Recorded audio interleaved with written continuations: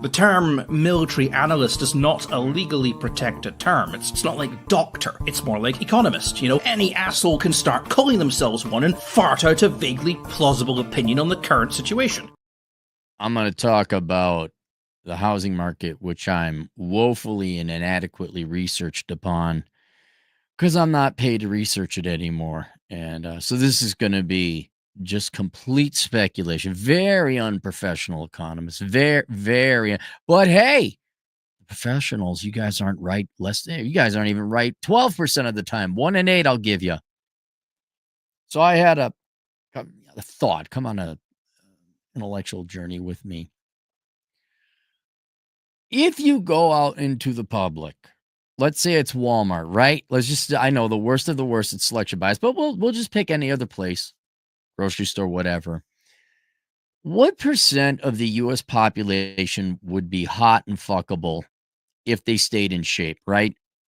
If this was the 1940s and we didn't have welfare and all you fat pig Americans didn't collect your EBT, you're forced to work for a living, what percent of the population is under all that fat and the tattoos and the ridiculous hair colors and soy boys, what percent of the American population would be hot if they had a normal diet, normal exercise, congruent with what we had in the past? And what I think is that you would have a very high percentage, because very rarely are there genuinely ugly people, right? How many people do you know have like an actual ugly face? It's very rare. And then even if the girl has kind of like an ugly face, she's still got a little kink to it if she was hot. It's like, dang, there's some genetic thing about, she's different enough. I gotta get the DNA to mix with hers, man. But people haven't. They obviously have chosen not to get into it.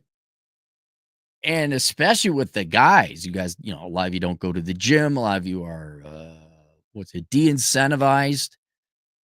But how many men would be good looking at what women want if they went to the gym, if properly incentivized and stuff like that? It would be damn near 90%. I'm not saying that if 90% of you all got in jack shape, you're going to get the girls. I'm not saying that. What I'm saying is there were indications in the dating market that told men and women that, hey, your better option for your personal choices is to become slothful, lazy, and fat, right?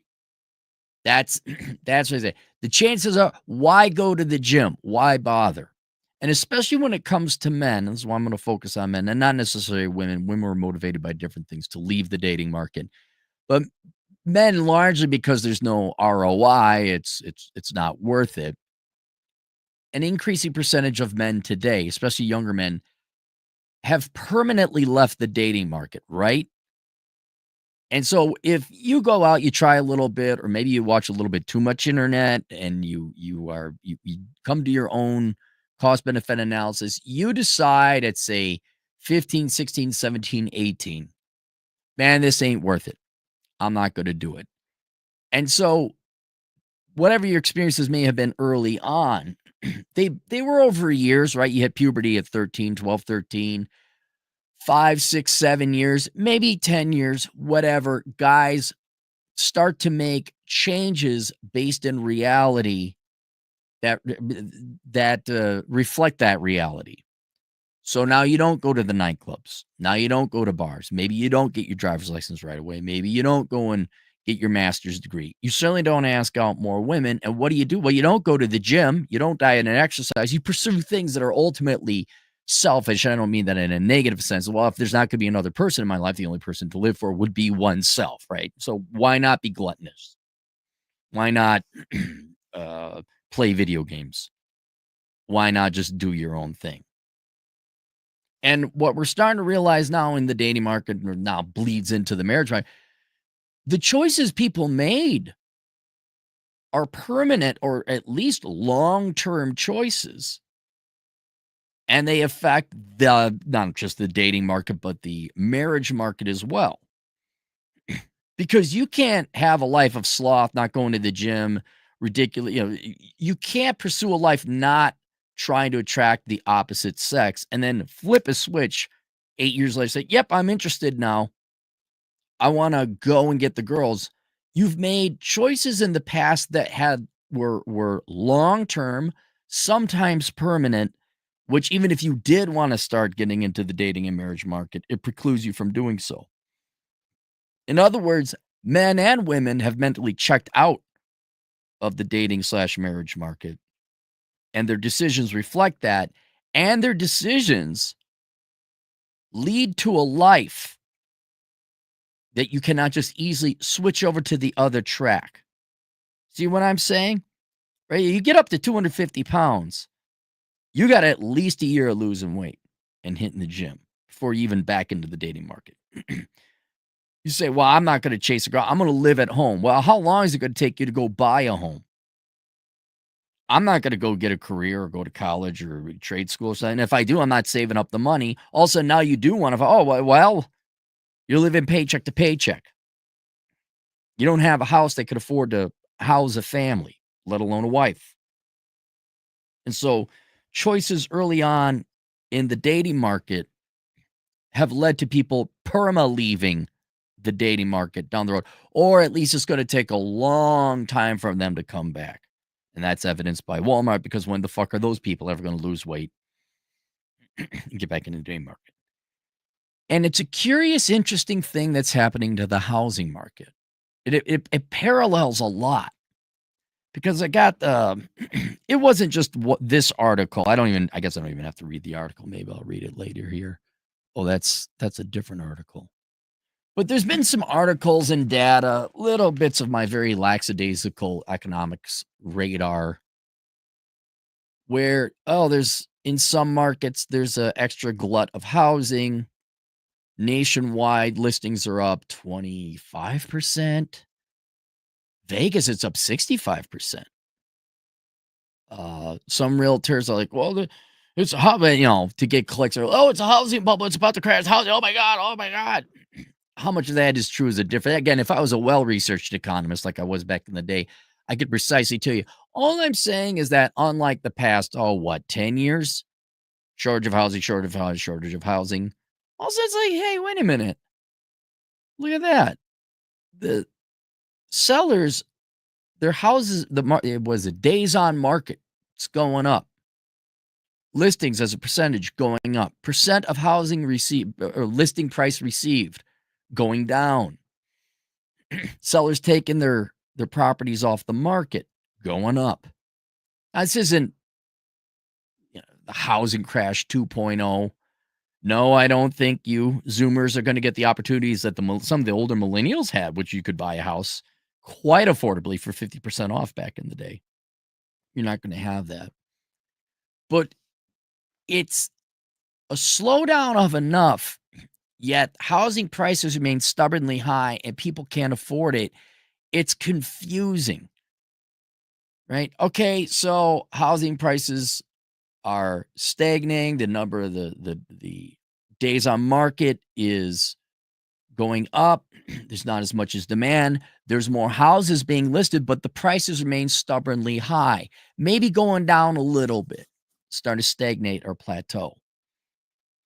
And what I think we're realizing here is you're like, well, where are all the buyers? It looks like it's weakening. Oh, God, I don't know how many of you boomers can keep buying houses, by the way. If we just could remove you guys from the calculus, that would be nice. But there looks like there isn't this perma demand, right? However many cash buyers there were, I don't know how many houses y'all can buy, but there's a limit to the amount of cash buyers and people who are willing to buy a house at 7.5% and at these prices. And I think home prices have been so high, combined with interest rates for so long, that it's very similar to the dating market. It's been so toxic that people are starting to mentally and permanently check out of the housing market. And consequently, they're starting to make, especially young people, long-term decisions that are going to keep them out of the housing market, either forever or certainly for the long term. Because they can't afford the house, right? They got to live, right? So they're going to make changes, permanent life change, or not life change, but permanent lifelong decisions. And even their mentality is starting to adjust. So they are starting to live at home. 10 years ago, you might have caught a little bit of flack, a little bit of shame for living at home. Not anymore. You can't afford a home, so why would you work extra hours? Maybe just pay off your student loan debts, maybe get yourself a car, but you're not going to work up the money to save for a down payment. The down payment itself is often a mathematically impossible thing. Well, I can't save 20% and housing prices keep on going up all the time. I'll never reach it. Hey, look, there's a $250,000 house. I need to save myself $50,000. Oh, the house went up to $350,000. I haven't 50, but that's not enough. I need, what would that be? $70,000. Right? So people never even embark on that multi-year long process to get a down payment. Yes, I'm aware there's 5% down and 0%. I'm aware. But buying a house isn't like flipping the switch or getting pregnant. Like, oh, today is the day. You got to plan for that. You got to work up there. You got to get your finances together. You got to pay off a lot of your credit card debts, get your credit score up. Then you got to have something of a down payment on a home. And when young people are looking at the price of housing, they're looking at the interest rates, it's not tenable, it's not feasible. They have to live. They have to make life choices where they're not going to own a home. And those life choices are oftentimes permanent. And what I think you're going to witness, you move. You're in with your mom and your dad, or you're rooming with some buddies. Or you just get like the dating market. Oh my God. Just like the dating market. I have a buddy try to find a house. It was a 2-year process. It was taxing. It was exhausting. Even people who were in the market for a house, after searching for years, Lord knows how many hours it takes time, right? You got to drive out there, look at it. Oh, and all the fuckery you sellers are doing. Dude, I haven't heard a boomer selling a house that didn't have something majorly wrong with it. Always trying to fuck over the buyer, right? In the olden days, it would have been a young man coming up and I took real good care of this house. Here you go, boomer. Here's a nice World War II generation cared for and maintained home. And the boomer's like, oh, I forgot to mention the mold. Oh, I forgot to mention the crack at the foundation. Like after that, it is very much like the day market. Like, fuck this shit. Oh, you really ought to own a home. You really ought to go get married. How about no to both? And now just like men and women don't go to the gym because they've lost all faith in the dating market. Oh, let's just admit you're fat, lazy pigs. People are like, think younger people especially are like, nah, I wasted enough time. Or they looked at the math. They just did some math. Say, no, this ain't even worth it. This ain't even worth working a second job. I'll never be able to afford a home. And it's kind of the same thing with some brands, but particularly Harley. A lot of these brands where they did nothing. Cars and Harley. You guys have done nothing to make it so young people could afford vehicles, right? And now Ford may have had the Fiesta where they stopped making that now. So now you get an F-150 or a Mustang, which no young people can afford. Harley is the epitomal example. They half-heartedly made an attempt to make the motorcycles affordable with the Buell line. That's long ago, though. And you don't have thin, hot chicks in bikinis advertising your bikes anymore. And instead of saying, hey, for the longevity of Harley, maybe we ought to make some low-cost, definitely under $10,000, easy to maintain, quality motorcycles. Fine, they're stripped down. They don't have heated handlebars. They don't have heated seats. Oh, yes, you can get a luxury bike. Instead of thinking about legacy and getting the next generation of young men and women in on Harley, nope, they just upsold the boomers. Now you can go get yourself a soft tail, $65,000. You get a $100,000 bike if you'd like. Pricing young people out of the market. And that's, again, of course, you Karens, because you can't have affordable housing. You vote Democrat, you vote for every illegal immigrant and criminal to come into this country, but you won't let them live next to you. Oh, no, not affordable housing near us. Not the poors. Anybody but the poors. I'm a Democrat woman. I just vote, but I don't want to live with my consequences. And we're not even talking about illegals or criminals or immigrants. I'm even talking about, how about just young people that want like a 2-bedroom house, right? Can't they have, oh no, it must be bigger. The HOA says you need an 8,000 square foot home. I don't want those type of people. You vote for them, but I don't want them living next to me. I just want to be popular with my besties.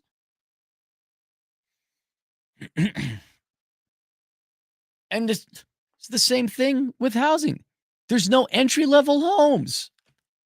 There's no entry-level Harleys. There's no entry-level cars. Thank God the liberal white women are happy that we have all these SUVs that ironically meet the gas emission standards and the fuel efficiency standards for their weight. Look into it.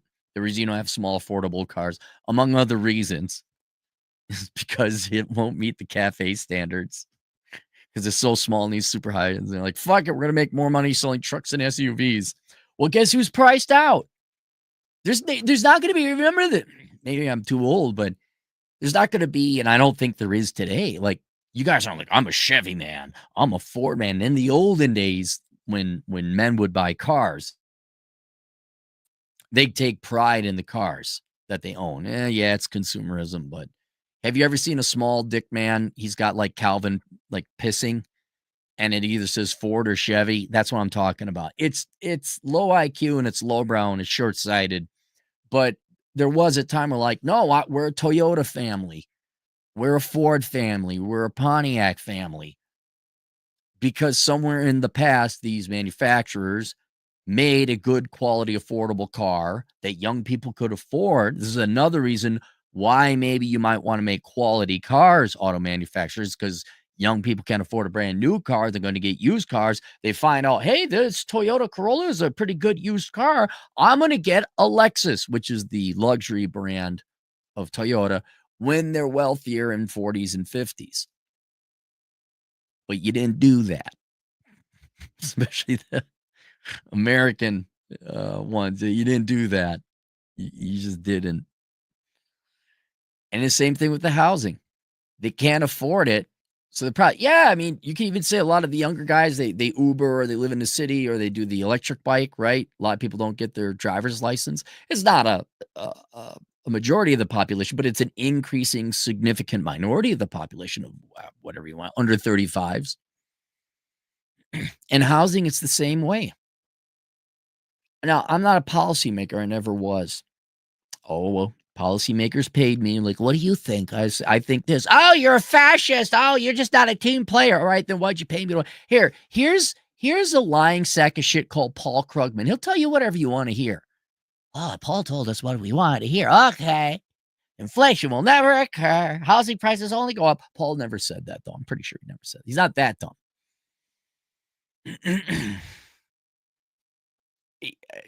You policymakers, whether you're government or corporation, if you would like to have your jobs in the future, I'm trying to give, you need young people to be able to afford homes. You need young people to be able to afford cars. You need young people to be able to afford living. And if you keep chasing what liberal white women tell you who are activists and living on a trust fund or their recently divorced husband, or you're listening to the latest minority group of people that happen to be the fan favorite and the fad this month, or you're listening to fraudulent activists and bogus research and all that, instead of listening to your people, you're not going to have future people buying shit from you, whether it's housing, paying taxes for the government, that's buying government services, buying motorcycles or cars. And I don't know what Trump is doing. I don't really pay attention. I do like the fact it's Trump that's doing it. He ain't even waiting around for Congress. Like, nope, executive order may or may not get through the courts. Don't care. But if schools, colleges, universities, I know it's a money-making racket for you. You're never going to teach your children how to like get a real job or real skill. I get it. But if you don't actually make it feasible, especially when it comes to housing, the young people, and by young, I mean under 40, maybe under 35, they're not going to make any investments towards owning a home, a car, whatever else. They're going to shut down. They're going to live at home. They're going to make lifetime decisions. They're going to actually maybe go through what I did in college, where you just become a minimalist because, well, there's no way to afford anything else. They're going to stay at home and play video games. They're going to do drugs, like easy ones. They're going to drink. Oh, I understand why you're all doing. I get it. Because what? You're going to go out and work hard and get living and what? Have a wife and kid? What? It's not possible. And I know getting women to be thin and attractive and hot and make babies, that's impossible because that's their own choice. They're their own human beings and they obviously want something different. But for the love of God, can you make it that young men and women can at least get housing? That's where you got to stop it with this. We got to all go to college. You need to push the trades. You should confiscate Harvard's and confiscate all the universities' endowments and start creating trade schools. That'd be great. I mean, it violates some laws, but it would be great. It'd be great. Start saying, no, Karen. Like, is there a way to just disappear some Karens? No, we are zoning this for affordable housing, not Section 8, but like actual small little homes with a little piece of land. Hey, we're getting rid of these ridiculous counterproductive fuel efficiency standards that has resulted, ironically, in only trucks, SUVs, and sports cars being built that the average young people can't afford. Because if you don't, they are going to permanently make the changes. And it's not like they're going to switch to, I mean, they will, they'll do electric bikes, they'll move, whatever. But in general, they're going to shut down. Already, I don't think you're seeing with hours worked per week, you're not seeing these corporate man and the girl boss that you hit peak girl boss. It's over. Besides which, girl bosses don't really work real jobs anyway. But you are not going to find these hardworking men and women that you corporations love so much to go buy all your shit. The guy who slaved away, busted his ass off so he can make, $125 a year, and his wife makes her whatever token 40, 50,000 a year, and they will work hard to pay off all the debts and the things they bought. Those people are going away because you haven't given them anything to work towards. You haven't made it feasible for them. So they're not buying your shit. I think what's going to happen, you're going to see a lot of mandatory forced minimalists because they never could find a job. You didn't pay them a living wage at ridiculous college education requirements. And you put housing out of the reach of most of them. So now they're living at home. Gee, I wonder how much some guy or gal that lives at home, I wonder how much stuff they can buy when they have one little room. Well, that's right. Not a lot. So I think that's what's happening now is, yes, you have you have even in the car market, you got all this inventory. You got an increasing amount of supply of trucks or vehicles or houses and all that. And there's not a lot of people buying them now. Not a lot of people buying them. And the interest rates are high. And you got some cash buyers that keep it in there. Okay, I wonder what's happened to volume. I'd be curious what happened to sales volume. So you got this weird market where housing prices are staying stubbornly high. They're not going up. They're not going down. People can't sell their houses, or you can sell them less than they used to. Is slowly moving to a seller's market. And now there's like, look, finally a seller's market. Let's get those young people in houses. I don't think they'll be there. It's like going up to young men, in a year. Hey, look, there's a Republican in office. Time to get married, y'all. No, what? No, the mental context, the mental infrastructure, the mental assumptions, your mental framework has been cemented, right? I can't afford a house. You don't even think. You're not even mentally in the market for a house. It's like, well, I'll never afford that. And so you go about your day. You don't even think about it. It's the same thing, marriage, dating, whatever. Like, a lot of guys don't even think about getting married. Well, why would I? What? It doesn't matter if the world's most perfect girl then comes out of the sky. Oh, my God. Hi, I like to shoot guns, and I'm not a bitch, and I don't have tattoos. I don't have other men's kids, and I just want to make you happy. The guy be like, wait, what? I'm sorry, I'm living with home. I'm living at home. I don't have any money. I don't believe you. Right? Nah, it's all right. Nah, I don't believe you. Like it's the perfect house that a boomer's selling. Like, nah, I don't believe you that there's no problems with that house. No, no, I don't believe you. I'm not even in the market. I'm not looking. Thank you, though. That's very interesting. You have a house for sale, right? And I be there's just something for you realtors to tuck in your little bird brains there.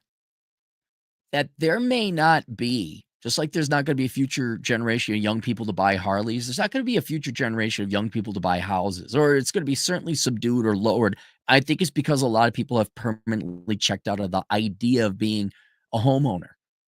Because frankly, it's been impossible for most of their time.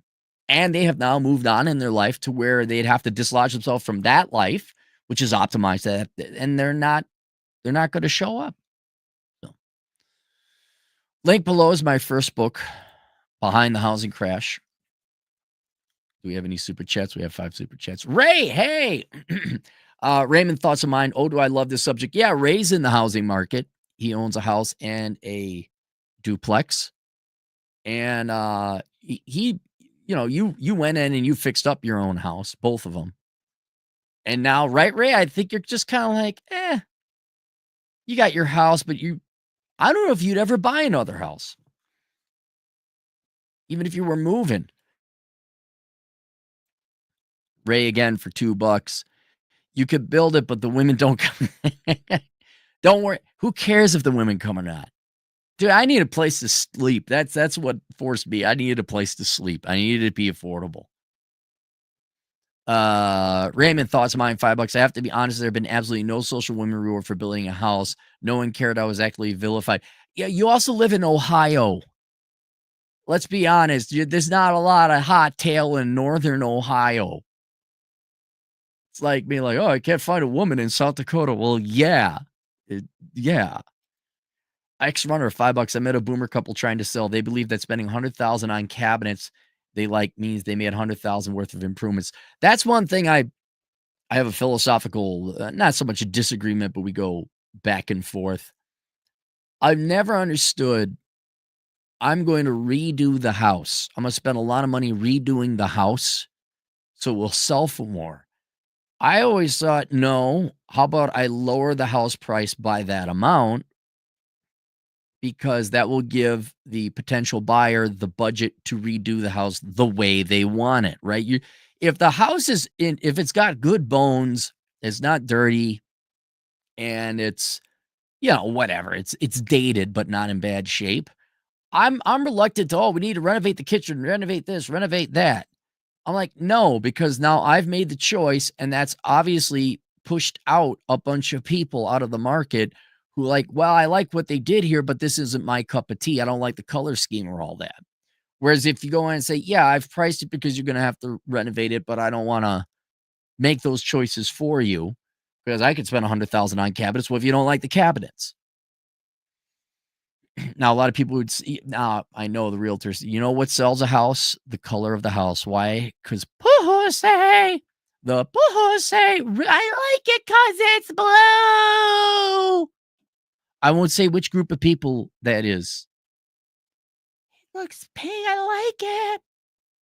I won't say which group of people that is.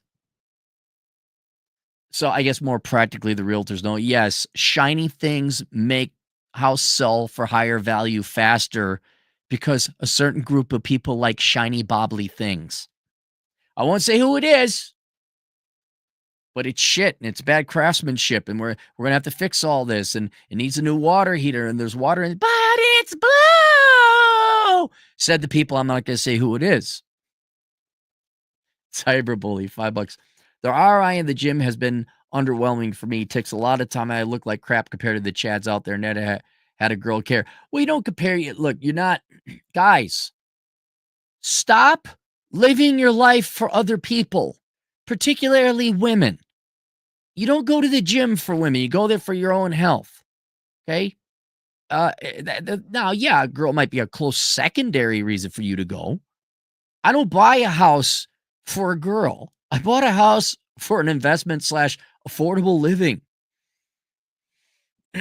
Stop worrying about women. Guys, do me a favor. Just try this for a year. Make all your decisions for yourself. Like, what's in my best interest?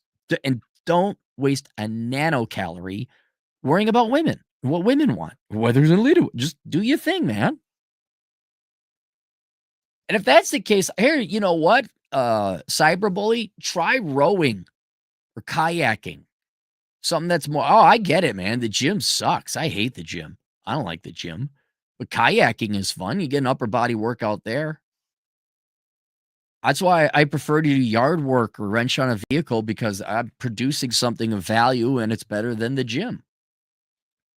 Steve Ross, FZ8WM, $2. More people are going to small, low cost of living towns, right? Yeah, they are. Well, if you can be remotely employed and they have internet, that's as you guys are fully aware.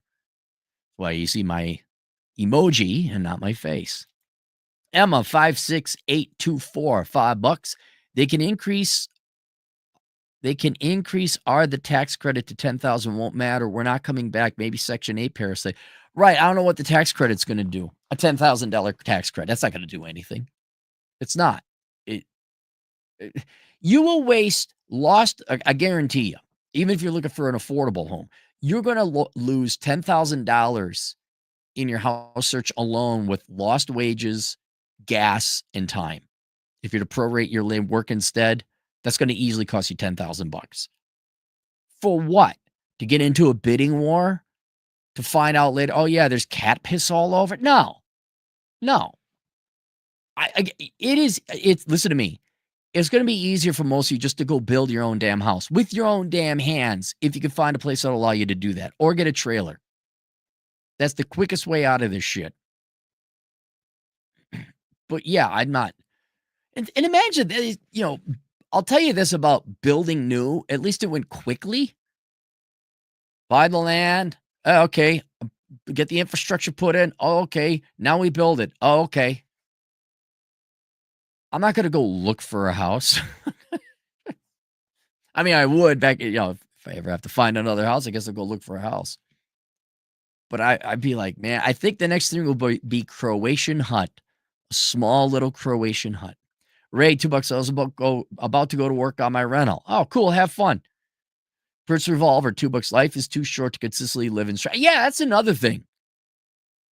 You go buy some house that you can barely afford, and then you're living paycheck to paycheck. Great, you're a homeowner, but your sleep is shit, and your life is miserable, and you get divorced because of the financial stress. Forget that. Native New Mexican, $2. Got $1 million on a $550 a month apartment. Travel and food retired. There you go. That's the other way to do it. You go find some small little rink-a-dink apartment, and you just throw all that money in the S&P 500.